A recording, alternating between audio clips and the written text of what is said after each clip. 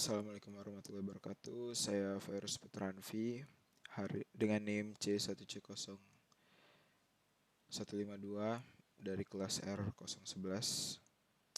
Hari ini saya akan melakukan presentasi untuk penyusunan anggaran persediaan untuk mata kuliah penganggaran dengan dosen pengampu Bapak Dr. Wirmia Kaputra, SE, MSI.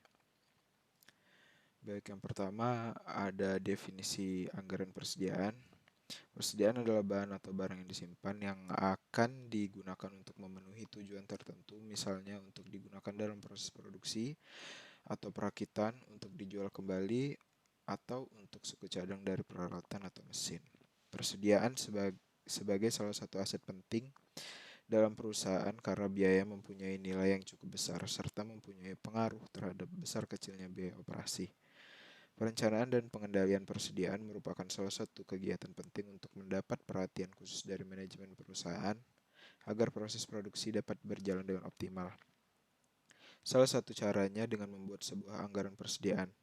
Anggaran persediaan atau inventory budget ialah budget atau anggaran yang merencanakan secara sistematis dan lebih terperinci tentang jumlah persediaan barang dari waktu ke waktu atau bulan ke bulan selama periode tertentu yang akan datang.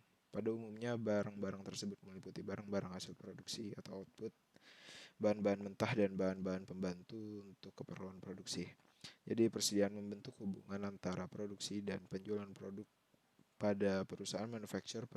Persediaan yang ada terdiri dari tiga jenis, yakni persediaan bahan baku, persediaan barang dalam proses, dan persediaan barang jadi. Selanjutnya ada kegunaan penganggaran persediaan.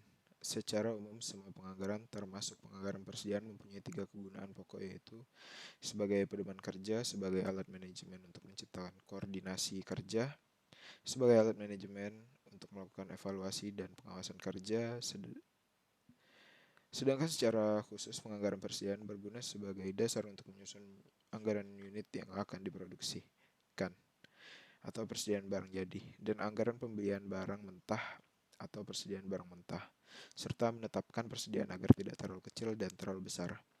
Selain itu, dengan adanya persediaan juga mempunyai keuntungan dan kerugian sendiri pada perusahaan. Selanjutnya, data dan informasi untuk menyusun anggaran persediaan. Agar suatu anggaran dapat berfungsi dengan baik, maka taksiran-taksiran yang termuat di dalamnya harus cukup akurat, sehingga tidak jauh berbeda dengan realisasinya nanti. Untuk bisa melakukan penaksiran secara lebih akurat, diperlukan data, informasi, dan pengalaman yang merupakan faktor-faktor yang harus dipertimbangkan dalam menyusun anggaran. Adapun data dan informasi yang diperlukan untuk menyusun anggaran persediaan barang jadi adalah persediaan barang jadi dipengaruhi oleh beberapa faktor pertimbangan, dan kedua, persediaan bahan mentah dipengaruhi oleh beberapa faktor pertimbangan. Yang pertama, persediaan barang jadi dipengaruhi oleh beberapa faktor pertimbangan. Yang pertama, fluktuasi penjualan dari waktu ke waktu selama periode yang akan datang, yang tertuang dalam anggaran penjualan. Yang B, fasilitas penyimpanan yang tersedia. Yang C, modal kerja yang tersedia. D, biaya simpan barang jadi atau carrying cost. Yang E, risiko simpan barang jadi. Yang F, tingkat perputaran barang jadi atau inventory turnover di waktu yang lalu. Dan G, lamanya waktu yang diperlukan untuk memproses bahan mentah hingga menjadi barang jadi.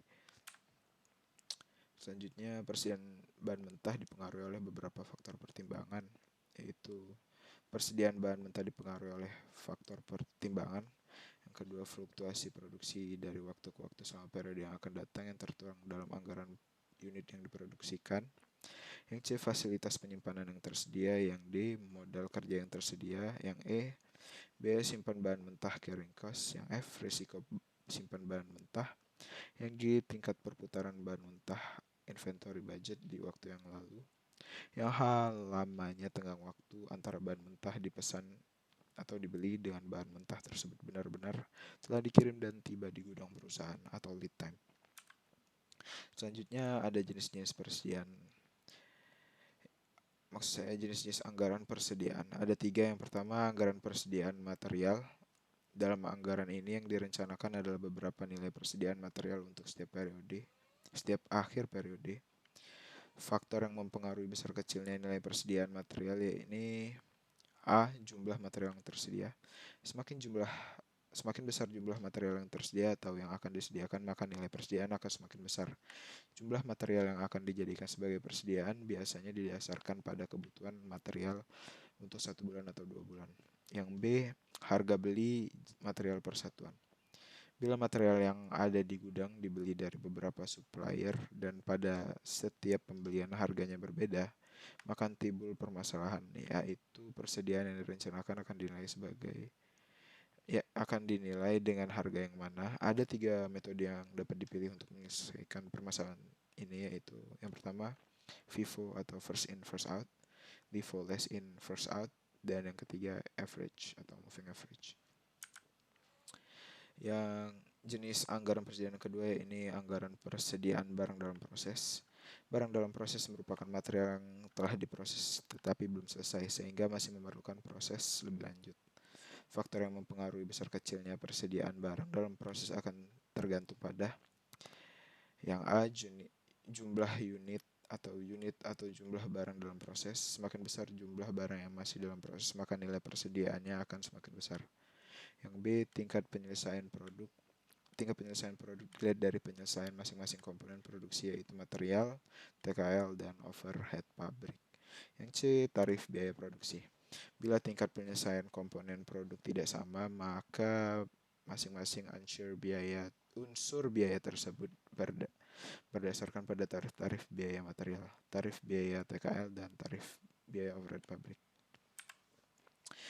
Yang ketiga, jenis anggaran persediaan yang ketiga adalah anggaran persediaan barang jadi. Persediaan barang jadi diperlukan untuk melayani penjualan yang tidak direncanakan atau penjualan non-reguler. Bila persediaan barang jadi tidak mencukupi, maka konsumen kemungkinan akan membeli produk merek lain. Faktor yang mempengaruhi besar nilai persediaan barang jadi adalah yang pertama, unit persediaan. Besarnya persediaan biasa ditentukan berdasarkan rata-rata penjualan per bulan atau pendekatan lain. Yang kedua, metode penentuan harga pokok. Ada 2 pendekatan dalam penentuan harga pokok, yaitu metode full costing dan metode variable costing. Baik, segini saja materi penganggaran persediaan yang saya sampaikan. Saya mohon maaf jika banyak salah dalam penyampaian kata, dan saya terbuka untuk saran. Terima kasih jika Anda sudah menonton sampai akhir. Selamat bertemu di video selanjutnya.